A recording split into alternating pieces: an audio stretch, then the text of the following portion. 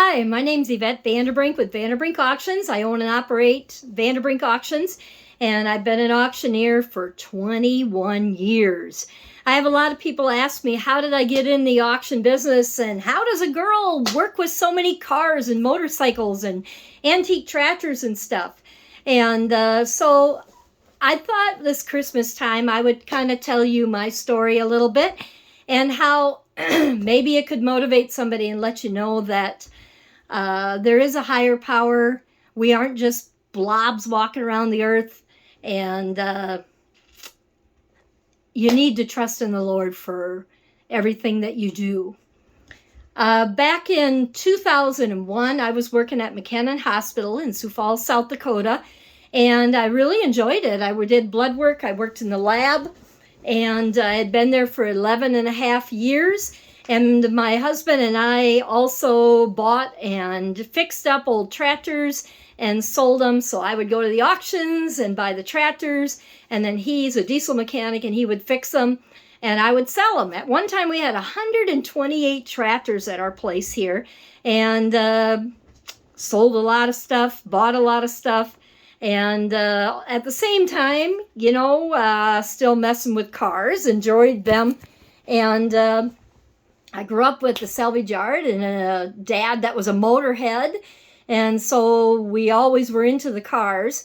But anyway, one night when I was driving to work in Sioux Falls, I was by Beaver Creek, Minnesota, and I was thinking, there's got to be something different. I don't want to do this anymore. I had two little kids, Emily and Jonathan, and they were would have been, I got to think now, probably about 5 and 3 years old. And I was by Beaver Creek, and clear as a bell, I heard, hey, why don't you go to auction school? Well, I'd thought about it after high school, along with being a lawyer and a doctor, and there was no women doing that, and so I passed it off. But when I went to church that Sunday, Richard Flatten was an old auctioneer that worked with Chuck Sutton in South Dakota, and occasionally I bought tractors from those guys' auctions. So I talked to Richard and I said, hey, where'd you go to auction school? And he said, Billings, Montana, Western College of Auctioneering, best one that there is. So without anybody knowing, I didn't tell my mother, I didn't tell my husband, I called him up and I got the paperwork to go to auction school, and I looked at it, I filled it out, and I thought, doggone it, 2 weeks away from my kids, that ain't gonna work. I'm sure that the dog will explode and things will burn if my husband's in charge. He's pretty spoiled, kind of, but he'll tell you otherwise. Well, anyway, half a year later, we were at work one night, and my mom had told me there was this guy coming from Minneapolis area, and he was a modern day prophet. Well, Roxy was a gal I worked with. We both went to the same church, and we were just like working night shift going, I don't know about that. What the heck? And we were kind of joking.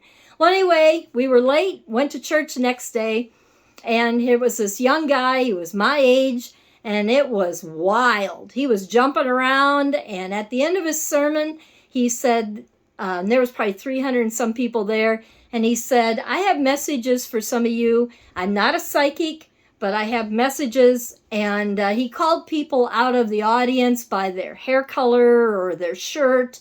And he called about 12 people up, and I was one of them. And right before me, he said, guy with buck teeth and a crew cut. And that was my dad.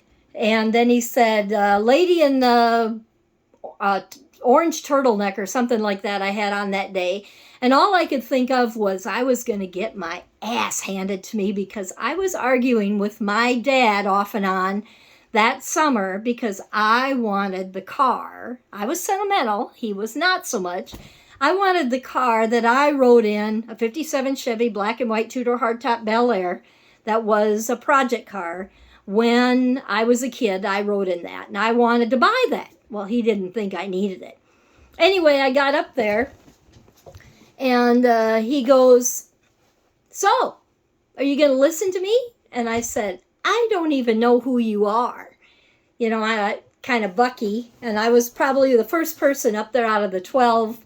And he goes, how come you haven't mailed those school papers that are in the cupboard in your kitchen in? And I said, how do you know about that? Well, I had taken those papers that I'd filled out for auction school and put them in my Hoosier cupboard in my kitchen. Forgot about them. Never told anybody about it. And I said, how do you know that? I said, who told you that? And he goes, how come you haven't sent those in? And I said, money. And he goes, well, it's in your purse. He goes, you got the money for that school in your purse today. It's right there. Well, I had sold a bunch of tractors, and my dad played banker, and I paid him back, and we made a little money. And I said, well, it's not mine. And he goes, well, you need to send that paperwork in.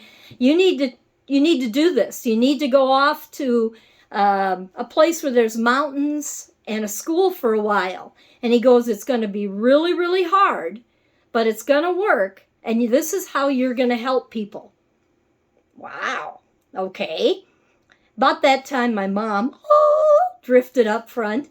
And he goes, and it's going to be extremely hard for you, but it will work. And this is how you're going to help people.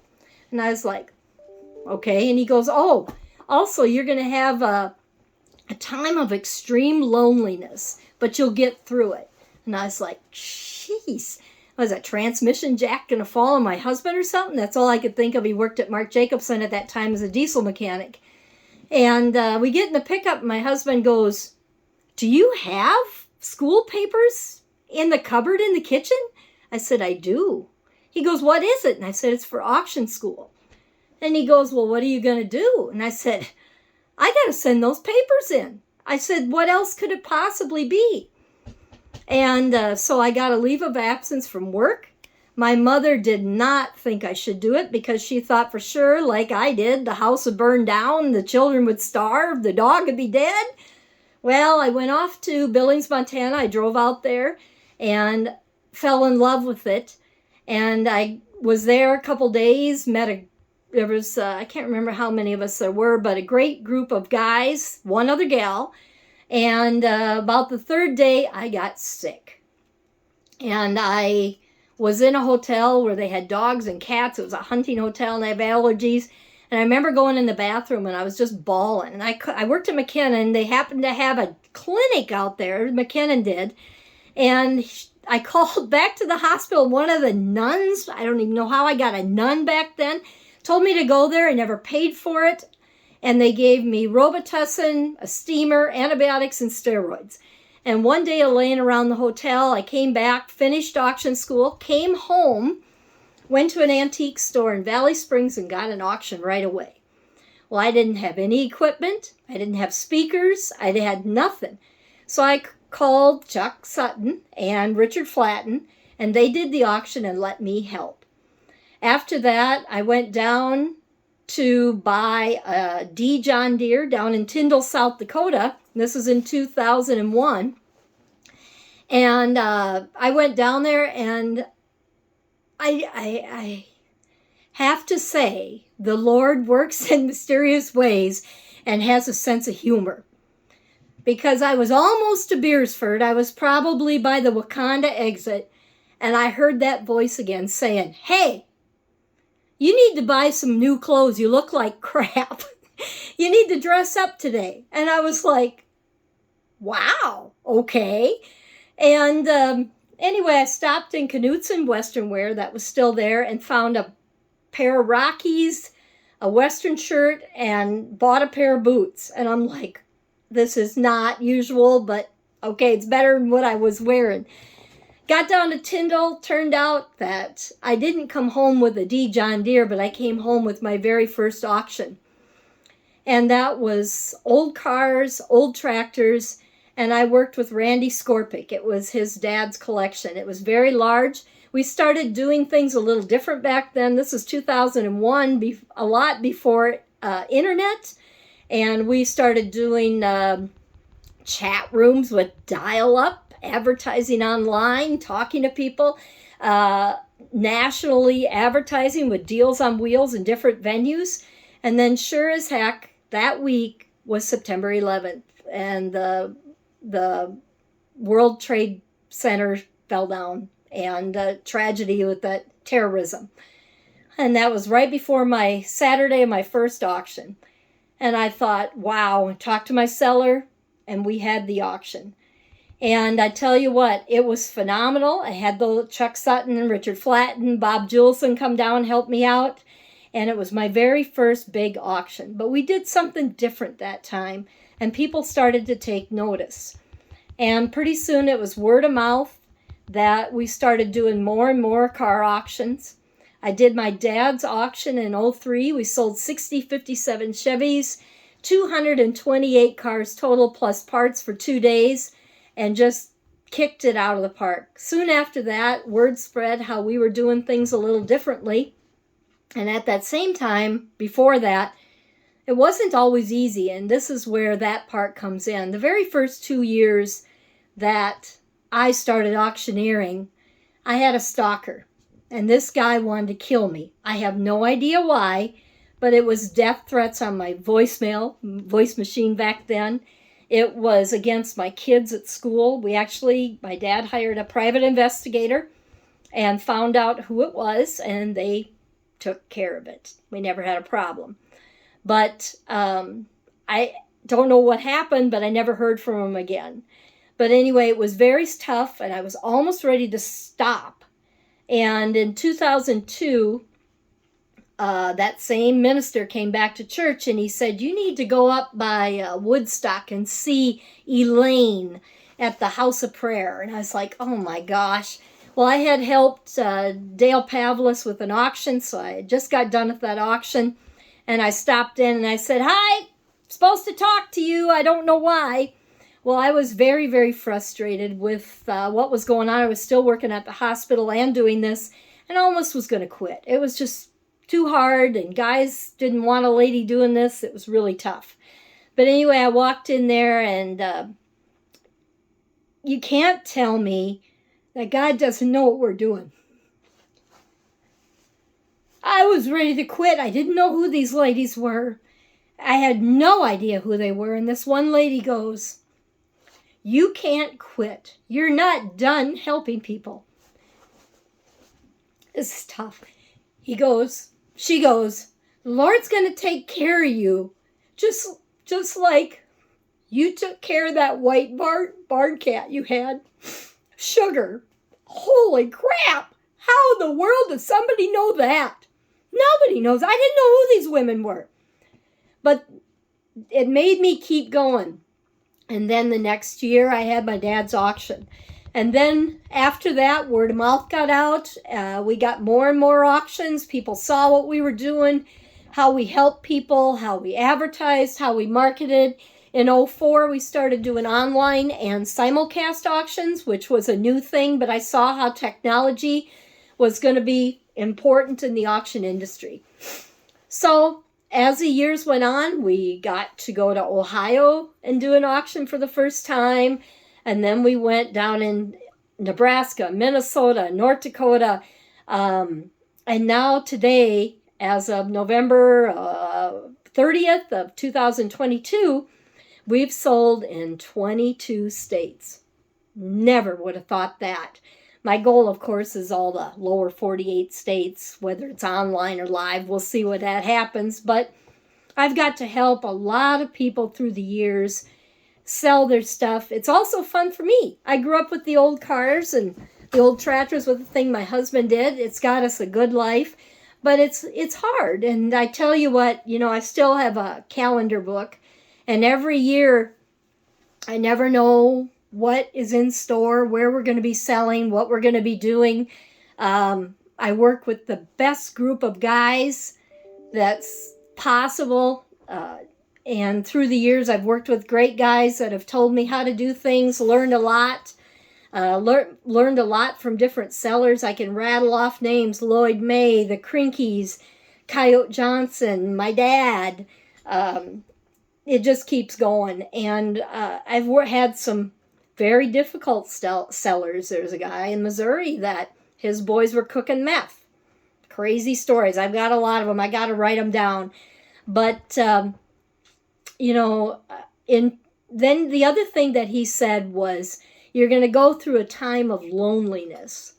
And I never knew what that was, but I found out what it was in 2007. I was out in Colorado getting ready to go talk to a seller about selling his collection and went like this and felt a lump. Shit. No, doggone it. So I told my guy, I said, hey, I don't know, but I found this when I was getting ready to work with you today. So anyway, I went back to Laverne. I went to the doctor, and sure as heck, there was a lump there. They did a biopsy, Dr. Smith, and it was breast cancer. So in 2007, I was diagnosed with breast cancer. I had a good career going, and I was like, what am I going to do with this? It's hard enough being a woman in this profession with all these guys in a man's world. What am I going to do? So I had a lumpectomy, had to do radiation, had to do chemo, and signed a land deal with my hair falling out from adriamycin. Used that hairspray, and by the time I got home, my floorboard was full of so much hair, looked like a raccoon died on the floor. But, you know, that was something else. And I remembered, I was like, what am I going to do with this? How am I going to handle this? And I had a customer call me from Rock County. And he said, Yvette, I think you need to know something. And he goes, we're thinking about selling our farm, and you were one of them that we were going to call because of what you do in your marketing. And he said, the other auctioneer we talked to, we told him we were going to call you. And he said, oh, don't call her. I heard she's dying. We'll take care of it for you. Why would somebody say that to get a land sale? I know who it is. He doesn't know that I know. And I'll never tell him. I've ran into him, but I'll never say anything. I don't think it's worth doing that. I went through enough hell, and I don't need to repeat it. But anyway, that whole year, but what that did to me was it fired me up, and I put blinders on. And that summer, while doing radiation, chemo, and all kinds of treatments, I did 19 sales in 5 states. Probably shouldn't have, but I did. And that was my period of loneliness. I did a lot of auctions bald. I did get a wig, but it usually rained or snowed, and I looked like a wet clown, so I just screwed it. I have a pink hat over there that I wore most of the time. I had guys that would come to my auctions that just would hug me or give me a hat or just say, hey, keep going. And it really did keep me going. I did a blog on my email list. I didn't even know it. There was a psychiatrist on there that he said, I don't know if you realize how many women should listen to you and how much determination and positive attitude you had going through that. Because most ladies want to hide under a couch when your looks are taken away from you and you don't have eyelashes, you don't have eyebrows, you don't have any hair, and you look like a bald vegetable. But I wrote a book.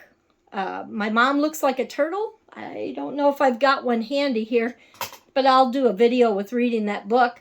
And my daughter did the pictures, and it's how to tell children in a funny way about their mom going through cancer, and it's a kid's book.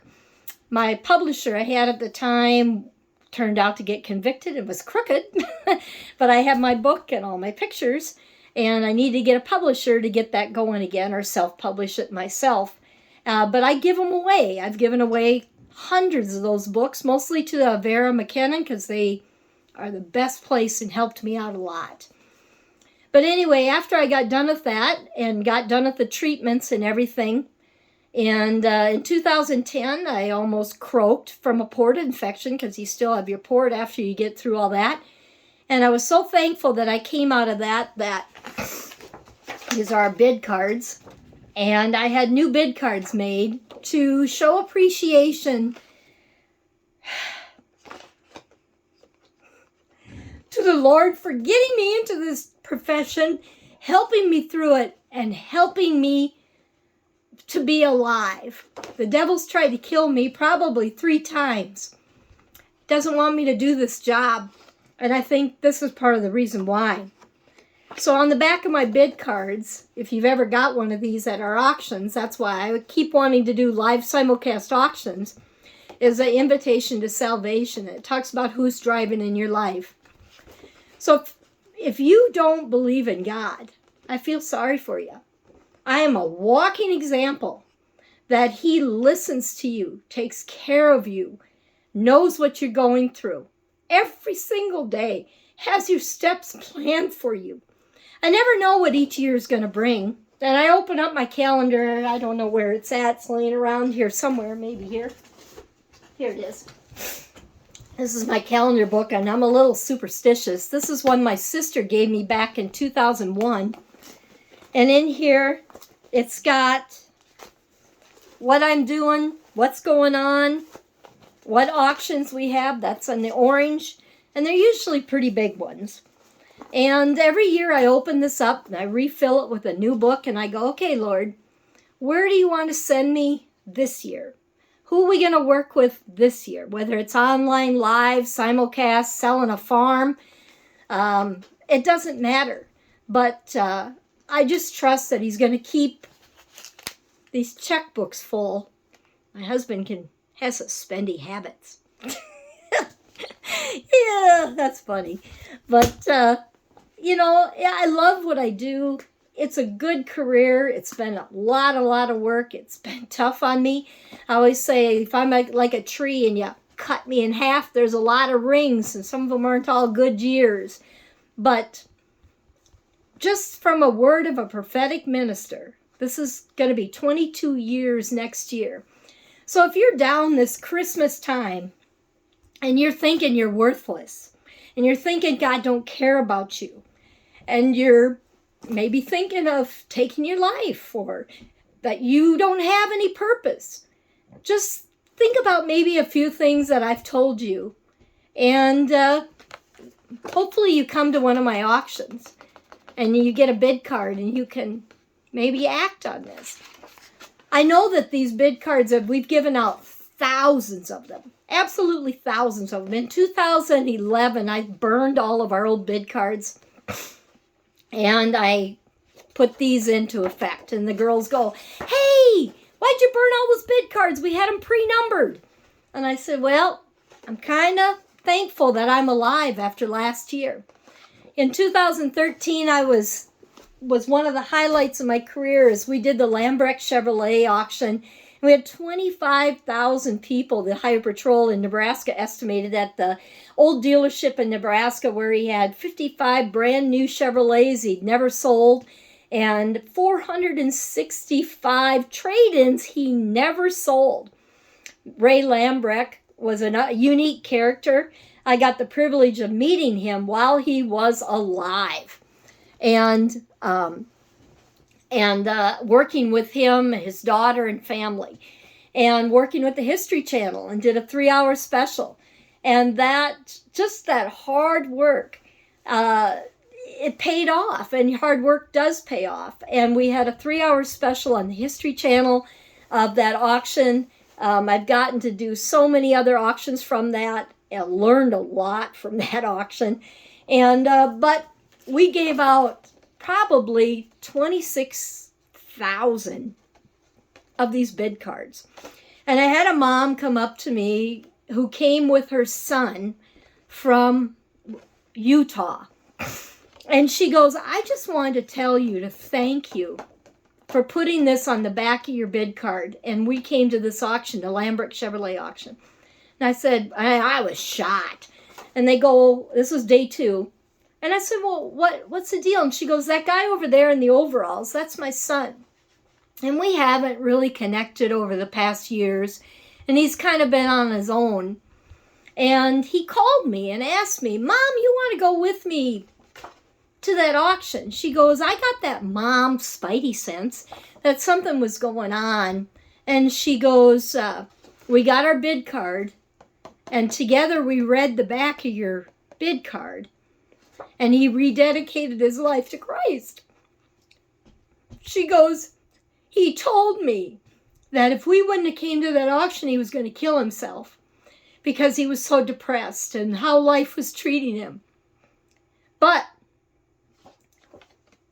just coming to your auction, I want to thank you for opening up that conversation again. I didn't know, and I never know where these bid cards go. But as we're still going to do live auctions and simulcast auctions. We do online only. We sell farms. We sell antique tractors, motorcycles, and of course, mostly collector cars. A lot of barn finds. I love them. I have them myself. And I love going in and helping people sell their stuff. You know, telling them what they got, helping them out. We did our GTO lady this summer. I've talked to so many people. There's collections I get really excited about that want to work with them. And but most of all is just to work for those people and try to get them money for their collections. And in the process, I get to meet a lot of people, talk to a lot of people. I listen to my sellers. Sometimes they're hard, sometimes they're nice. But I have learned in the years, 21 years now, that this is how I help people. And so I just thank the Lord for this job, and that it's something that I like, working with the old cars and talking to people and listening to. I love to hear you guys talk about your car stories. I have 25 cars myself, so hey, I'm in the same boat you are. And I love it. I love getting dirty. I'm usually not clean. A lot of you guys know that. I'm usually pretty grimy, and it's funny. You know, I have a lot of you guys at the auction that go, hey, you clean up pretty good. I really appreciate that. But I love what I do, and it's not by accident. So I hope everybody has happy holidays, and just remember, you're here for a purpose. And you're just not a blob walking around the earth. And good things can happen to you. You're important. And I appreciate every day. I know sometimes I'm not always have good days. Some days I wonder, okay, Lord, is that schedule going to be full next year? But yet balance out. I have 2 great kids. My son is interested in this. He also does power sports and snowmobile obsession. My daughter helps out. She's helped out. She was the blonde at the Lambrook auction holding up stuff. The pretty gal there. She'll help when she comes back. She worked in the auction trailer. My husband helps. He loves the old cars. In fact, that's a funny story. You know, I got to shut this down here, but I felt like talking today. A lot of you wonder why I do what I do. But my husband knew me before I even knew him, but I was in Tasty Freeze in Laverne. I was working at Laverne Hospital, and I was sitting there in a sundress and eating tater tots. And he walked in with some guy from Marc Jacobs, and he goes, oh my gosh, you see that gal over there? And the guy goes, hey, back away from that one. That's one of them Nordstrom girls. Her dad owns that salvage yard. And he goes, salvage yard? Bonus. And he goes, yeah, I think I'm going to marry her someday. And I can't remember who the guy's name is. And he goes, yeah, good one. Ha ha. Good luck with that one. Well, needless to say, we'll be married, I think, 32 years next year. And I remember on our honeymoon night, he goes, well, I got the tater tot girl and a father-in-law with a salvage yard. So, you never know. And here, you know, when we were dating, we found out that his mom and my mom were in labor at the same time in the same hospital. My mom went home. Otherwise, we'd been in the nursery at Sioux Valley Hospital at the same time. We even were talking, and we were at some of the wild parties back when we were in our wild days at the same place at the same time. Dakota Territory, Sioux Falls, Brookings. I was a wild animal and very much a tomboy. But anyway, yeah. Now I got the perfect husband. I may not be the perfect wife quite often, and I am gone quite a bit, but we both love old cars. We have a lot to talk about, and that's actually how we met. We would sit around, talk about old cars, old tractors, farming, and he'd bring me a 6-pack of Budweiser. You never know. We were friends before we were husband and wife. Now we got 2 great kids, and he comes with me now. He works out of the shop at our place, and my son still helps. My daughter helps when she's around, and I really like that. But it's really fun having my husband work with me. And sometimes, you know, he's got a time limit for how long he's gone away from home, but You know, the cows are gone, and that's kind of funny. But anyway, have a happy holiday.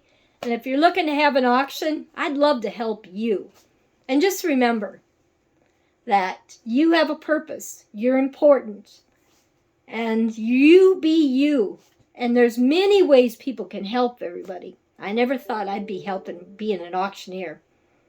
So, remember what this bid card says. It's probably backwards. But the Lord has a purpose for you. Just ask. Just ask Him to help you and guide you and give you wisdom. And He'll lead you on a path. He only wants the best for you. But I just wanted to take this time out today to thank Him for what He's done for me. I hope I do more land sales. I really enjoy playing in the dirt. And those barn finds and collections and working with more people. I really like it and like listening and helping them. I got a letter last night from a gal that we sold for in North Dakota who helped me help her get through her young husband dying and the work of selling his 100 Pontiacs. It's the least I can do. And so anyway, just thought I'd take time out and talk to you about how I got into this profession and how I love it so much, and just to let you know you're important and do not get down on yourself. And there's a purpose for everybody. Thanks. Have a happy holidays.